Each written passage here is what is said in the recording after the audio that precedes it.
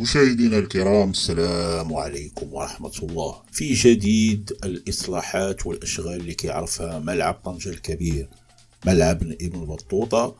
أنهت شركة الطرق للأشغال الكبرى بالملعب كل الأشغال المتعلقة بالحفر ونقل أطنان من الأتربة من داخل رقعة الملعب في ظرف قياسي ما تعداش 4 أسابيع، لتفسح المجال أمام عمال بناء وشركات خاصة مكلفة من أجل بناء الشطر الأول من المدرجات الجديدة. وتم عبر نحو 112 شاحنة تابعة للشركة بالاستعانة بعدد من آلات تكثير نقل جميع الأتربة من وسط الملعب بعد حفر مستوى بعمق يفوق 7 أمتار لتنطلق عملية الحفر. وفي صور جديدة تم مشاركتها على مواقع التواصل الاجتماعي تظهر على أن عملية بناء المدرجات في بلاصة المضمار بدأت بوضع الأساسات لها اللي غادي تهز هذه المدرجات. فالأشغال بدأت في بناء القواعد الأساسية اللي غادي توضع عليها، اللي غادي تبنى فوق منها المدرج الجديد اللي غيكون بلاصة في المضمار السباق اللي تم الإزالة ديالو من الملعب. هذا هو من المرتقب أن يكون هذا المدرج الجديد قد تكون السعة ديالو 15,000 مقعد، اللي بها غادي واللي السعة ديال الملعب هي 80,000 متفرج بدل 65,000 متفرج الحالية.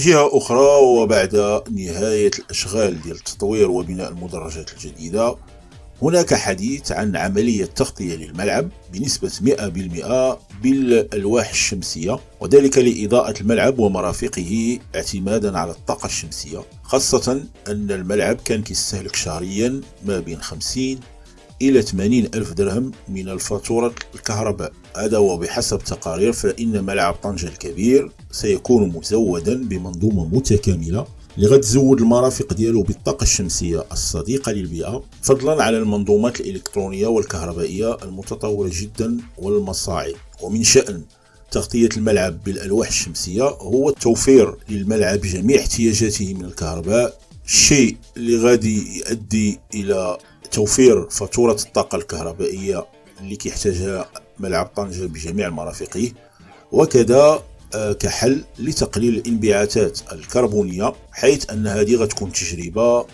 فريدة من نوعها في المغرب. جدير بالذكر أن افتتاح ملعب طنجة بحلته الجديدة اللي غادي تكون في أفق سنة 2025 غادي يكون إن شاء الله محطة هامة في تطوير المدينة وجذب فعاليات رياضية متنوعة، من أبرزها منافسات كأس إفريقيا لسنة 2025 اللي هي قاب قوسين أو أدنى بأن المغرب غيظفر بها، إضافة إلى منافسات كأس العالم لسنة 2030 واللي دخل المغرب غمار المنافسة عليها بملف مشترك مع كل من إسبانيا والبرتغال، واللي هو ملف الأوفر حظا للظفر بهذه التظاهر.